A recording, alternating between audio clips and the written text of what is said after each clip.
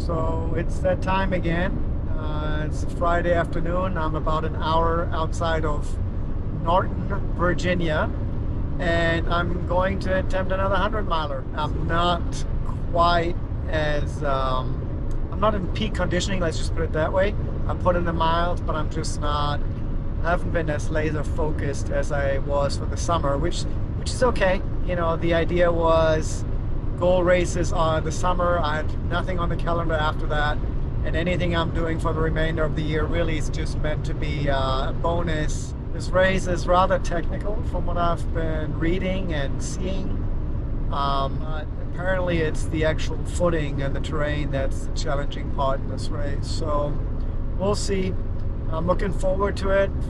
Fall colors are out, so it should be a beautiful scenery. The weather forecast looks good. I think it said mid-40s as the low tomorrow night and mid-60s as the high. But right now, looking at the time, yep, about another hour or so to go before I arrive.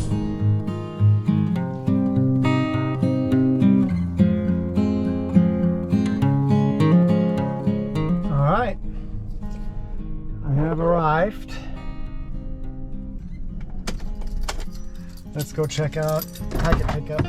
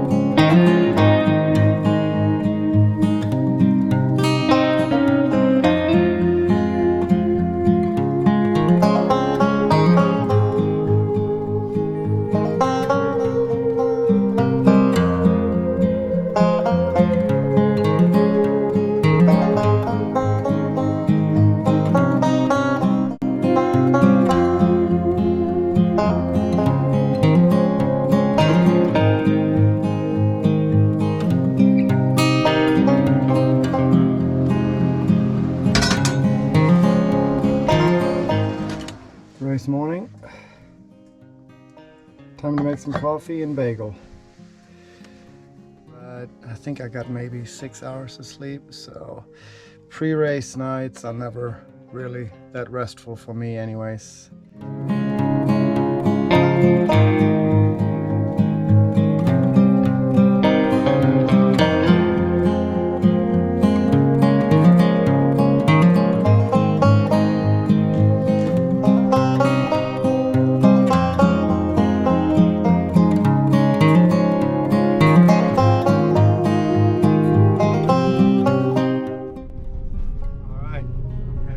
Start on time. I should get there at like 7:30 with an 8 a.m. start. Still dark because we're in the eastern time zone here, but hopefully, well, I can already see the sun is up above the mountains, so should be good to go. All right, it's time to go.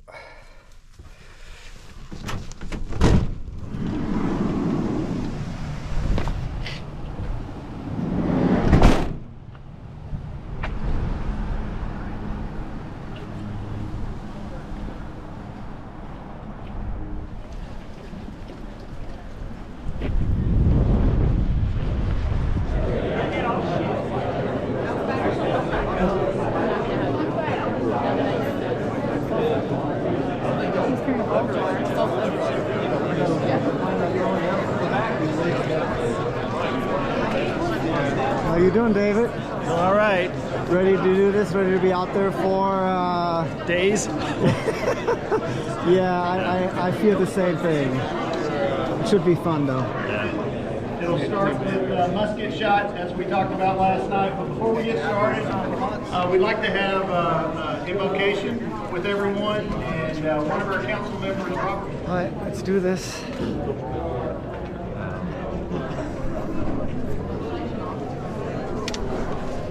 Okay. Getting ready to go. Finish today. Good. Good luck. Yeah, you too. 5, 4, 3, 2, 1.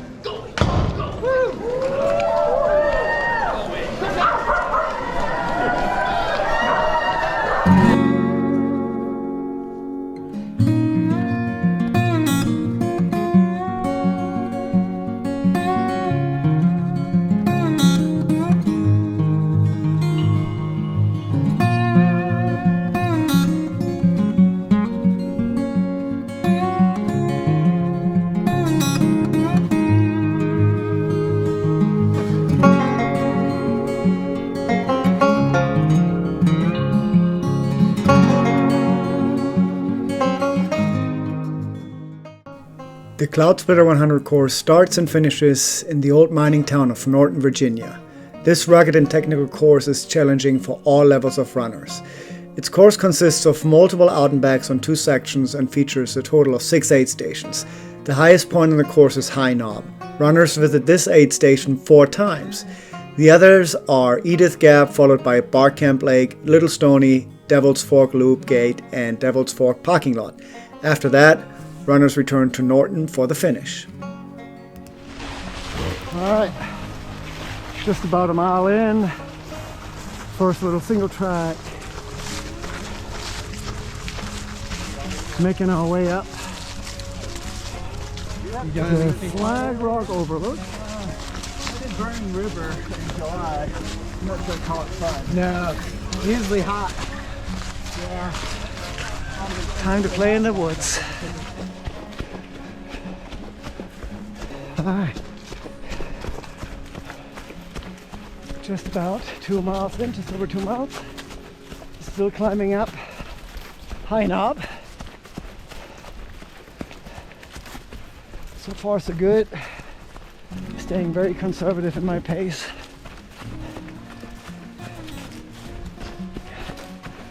Hoping that'll make for a pleasant experience today. How you doing, David? All right.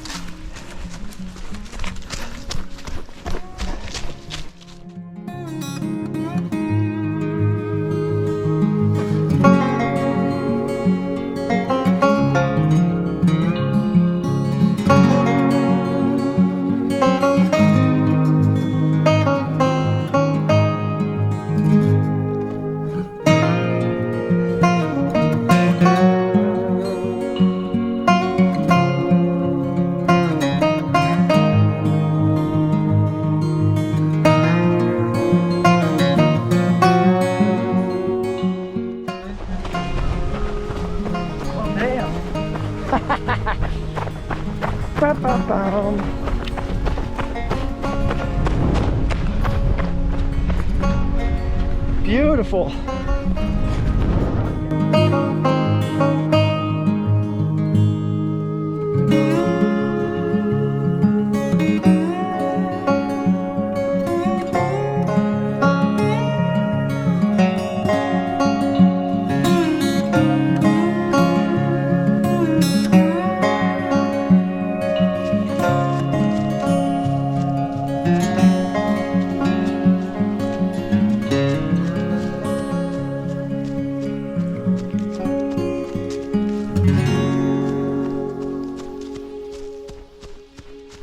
We just passed the reservoir.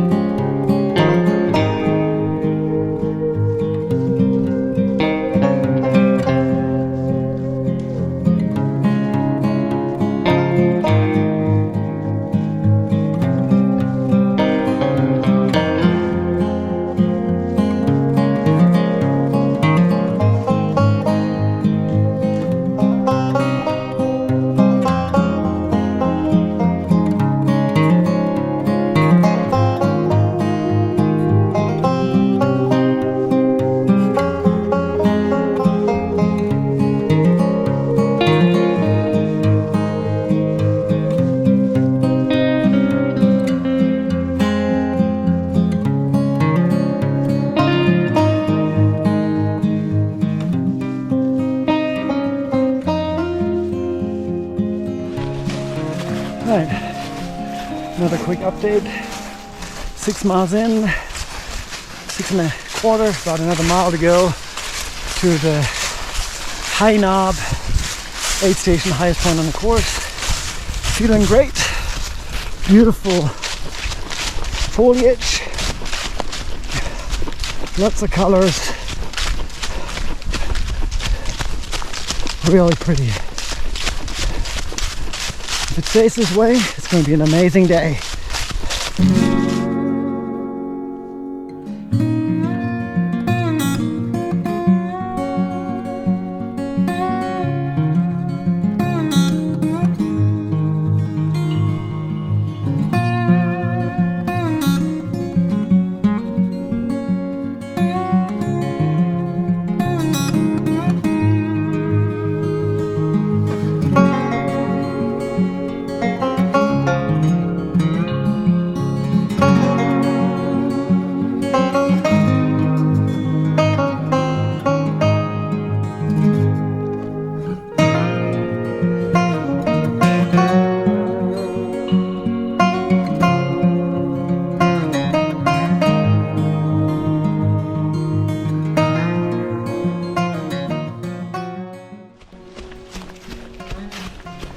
Alright, we're about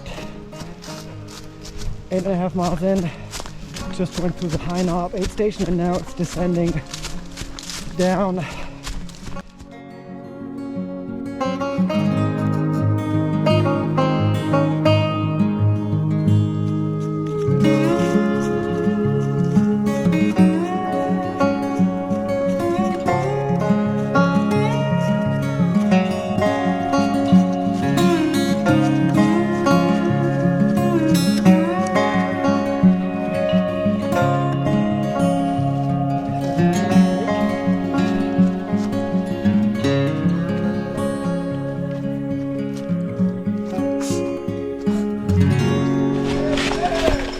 Aid station number 2.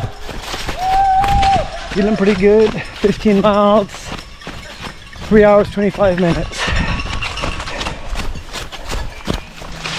Alright, 16 miles in.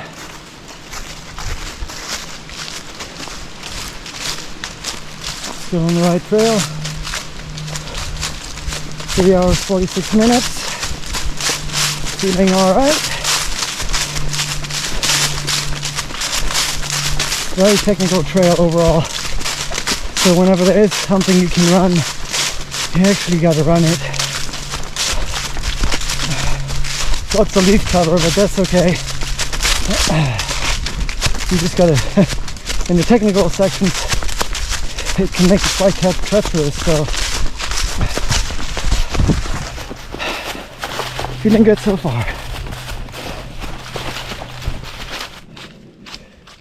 Alright, still between the second and the third aid station, about halfway through, and there's this beautiful little lake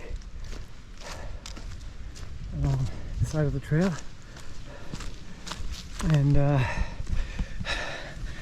glimpses of the sun. And I gotta be honest, I hope the sun stays just far enough away to keep the temperatures nice and cool, because that's going to be a big factor today for me. If it stays cool and doesn't get like in the 20s tonight, then I think it'll be great. But if it gets warm, I'm going to slow big time. Look at this beautiful little tunnel. Love it. Oh, that's beautiful. Water right next to us. Yeah, this is one of the few, I'd almost call this buttery trail. Most of it has been pretty gnarly, very rocky and leaf covered, which makes it very slow going. But so far I'm still moving well. Trying to keep it together and just trying to enjoy the day.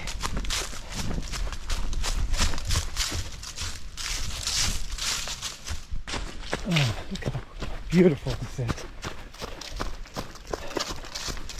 I don't know if the colors are coming through on the video, but it's just spectacular.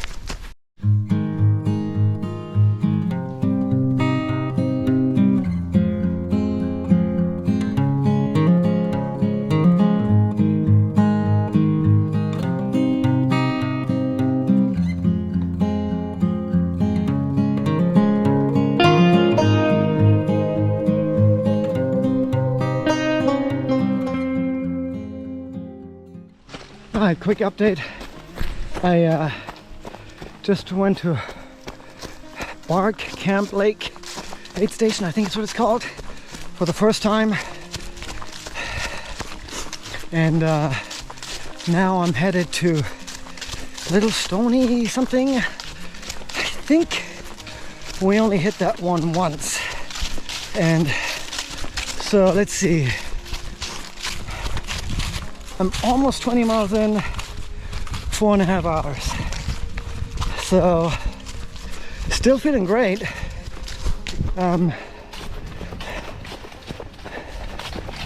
Still running within myself from what I can tell.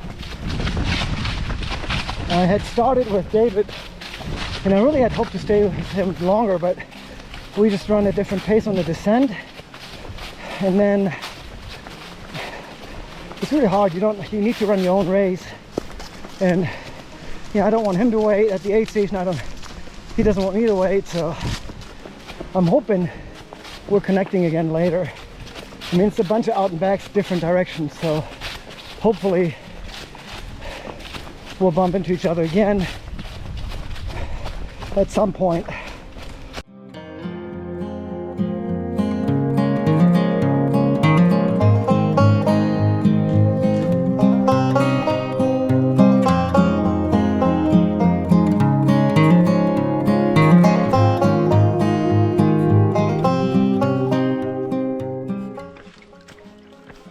Alright, this is one of the many creek crossings. You got to pick your way across boulders. And here's another one.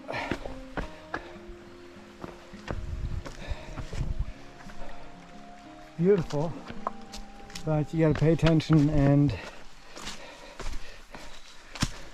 watch for rolling rocks. Alright, approaching Little Stony aid station, 24 miles, 5 hours, 24 minutes. How's it going? Alright, there's this beautiful little tunnel ahead. I'm between Little Stony aid station and Bark Camp Lake aid station. What's up? How's it going, Mark? Good to see you, man. Good to see you. Hey, you too. Yeah, so far. Hey, keep it up, man.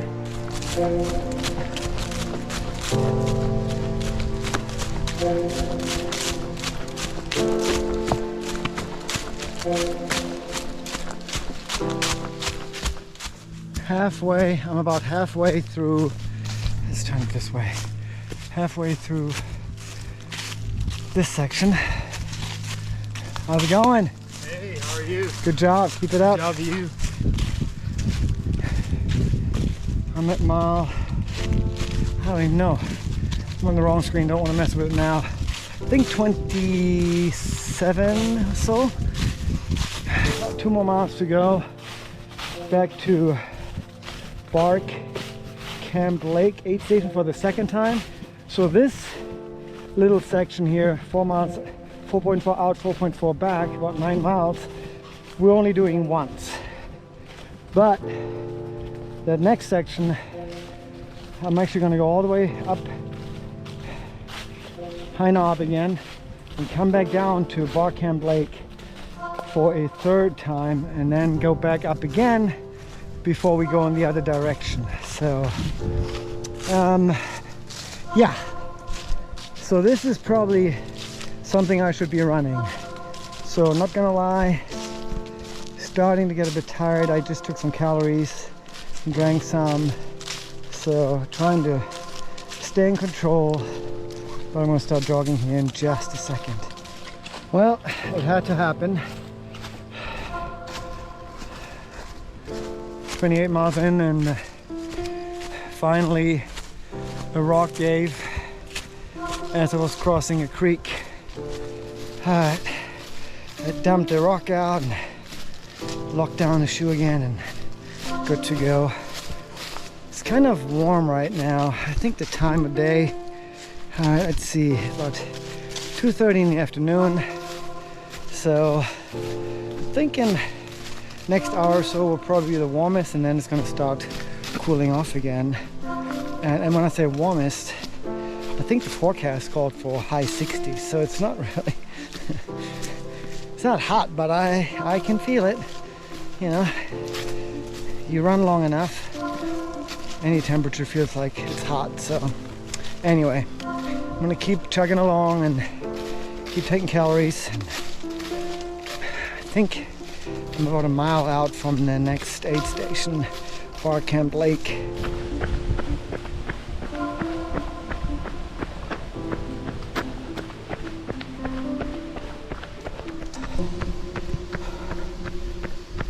.32.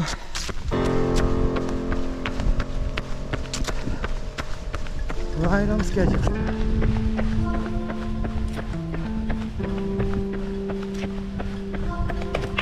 Thanks. Good job. Thank you. Thanks. Thank you.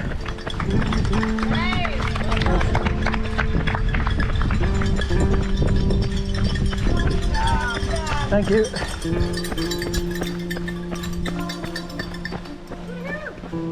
Thanks.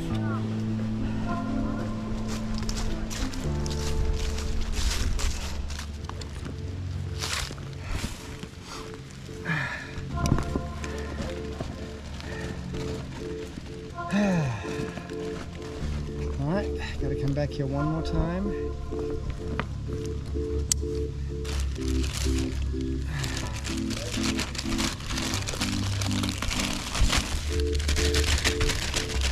Come on.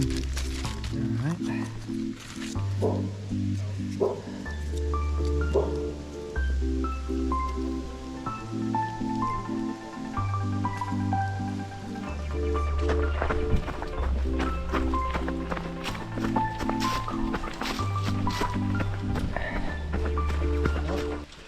It's finally happened. I slowed down quite a bit in this section. In fact, I would have expected to be at the next aid station 8 minutes ago, and I don't know how close we are. I should know since we've been here before. Can't be too far, but I'm obviously falling off pace now. And surprise, surprise, zero rain in the forecast, which is why I stashed my rain jacket at a later drop back, and it starts raining. But I put on the Houdini windbreaker just to keep a temperate temperature, because even though I was sweating pretty good, I also get cold very fast. So this should do the trick, and it looks like it was just a brief shower anyway. All right, onward and upward. Second time into Edith. 7 hours 48 minutes, 9 minutes behind pace. Good to go. How's it going, guys? Good time. 350. 15. Oh man, beautiful view. I'm 9.5 hours in. 38 miles, something like that. I have seriously slowed down. It is what it is. I'm gonna do another update when I get to the next aid station, but it's gonna be tough today.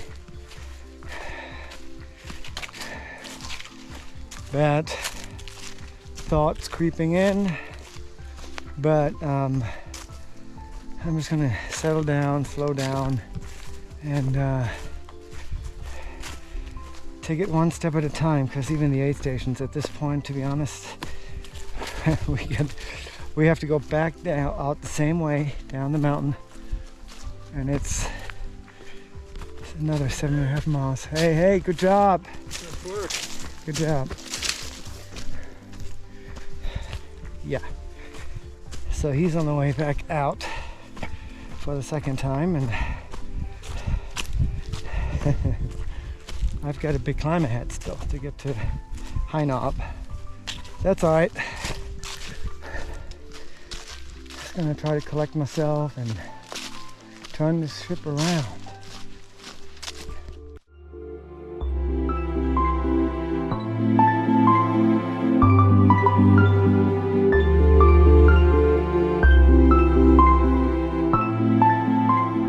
All right, I'm rolling into aid station 40.5 in 10 hours and 6 minutes. It's a fucking struggle right now. It's too early, but my ankles are really beat up from the terrain. So I'm just gonna try to get some hot soup, grab my lights, just refuel properly, hopefully. And I'm thinking to try to reconnect with my buddy David. He should only be not that far behind, because I basically walked the entire last section. So we shall see. And here's the aid station. High Knob for the second time. Nice work. Thank you.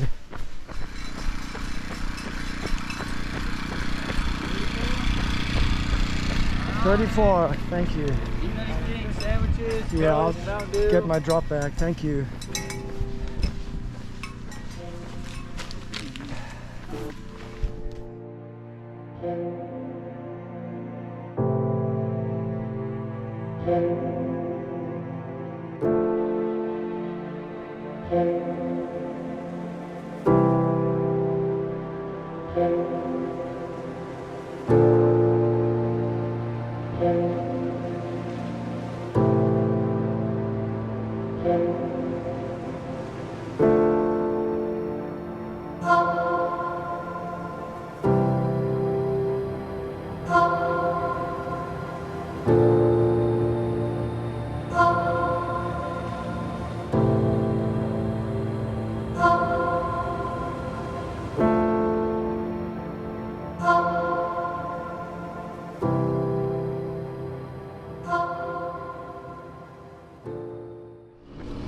Well, it started to get windy and I started to get cold as I'm hanging out at the aid station. No hot food, unfortunately. And so 10.5 hours in, I'm like, it's time to get moving again if I want to keep my eye on the prize. It's gonna get dark in about 30 minutes. I got my lights, a load of trekking poles for the climb back out again. I think it's about 24 miles or so to get back here. Another out and back. So we shall see. Hopefully I bump into David. Another update. You can see the trail. It's gotten dark. I'm at mile 43 plus 11 hours 14 minutes. This is about, I know it's getting worse later on the other leg out and back, but this 7-mile section that we've got to do 4 times. Jesus, I didn't even think about that. It's pretty awful. Not right now. I'm just kind of walking to record, but I'm going to try to show some of the, you know, like the rockier sections. Lots of creek crossings with loose rocks. I mean, my ankles are beat up. I think I rolled both of them multiple times. So anyway, all right, this is a pretty decent example.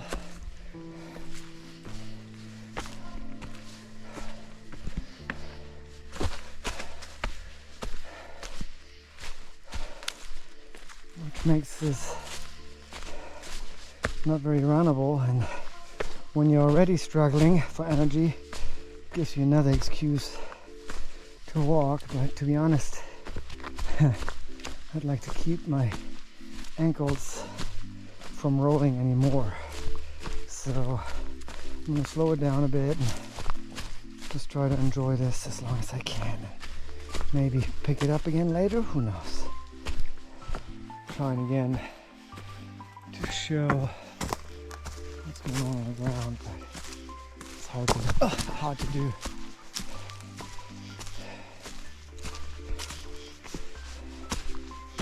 It's pretty unnerving right now. Well, first the aid station seemed like it would never get there, and then suddenly it was there, so I totally forgot to record. And in fact, there was actually a horse at that aid station, a settled horse. Just strange things that you see at night in the forest. Anyway, came through Edith Gap aid station for the third time in 1250 or something like that, 1255. And now I got 4.5 miles to Bark Camp Lake aid station.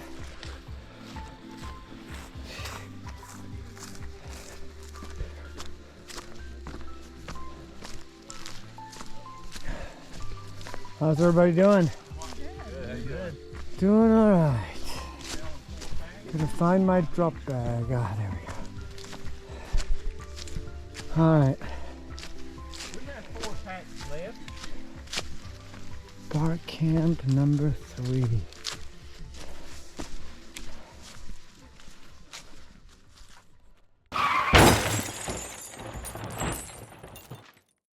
Well, that did not go as planned. It's now 2 days later and I'm still Norton frustrated. What was meant to be a fun day in the woods turned into a bit of a shit show. I knew the terrain would be rather technical, as the elevation profile didn't look too difficult at all, yet previous finishing time clearly suggested a certain level of difficulty.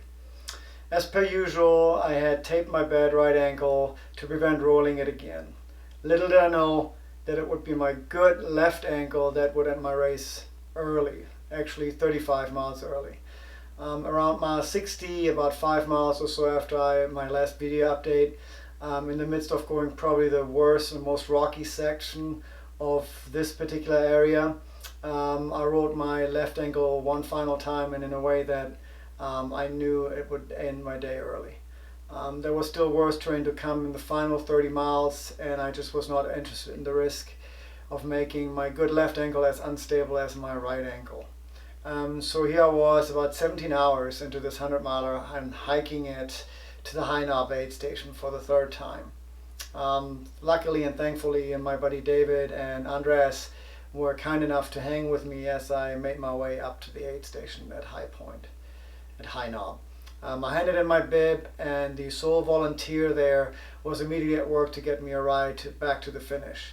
I am happy to report that both David and Andreas earned their buckle and finished successfully. And after seeing the final part of the course, they actually confirmed that I definitely made the right decision in calling it quits when I did. However, that does not make this DNF sting any less. I still feel like I made the right decision, but rather than look back and be frustrated, I want to look ahead. Just completed my first workout since the race, and I'm actively working on my race calendar for next year. So nothing like planning for future adventures to take your mind off the last crummy result you had. And while I initially swore not to go back to this race, I'm now tentatively putting it on my calendar for 2024. Hey, maybe it'll become my year of redemption races, who knows.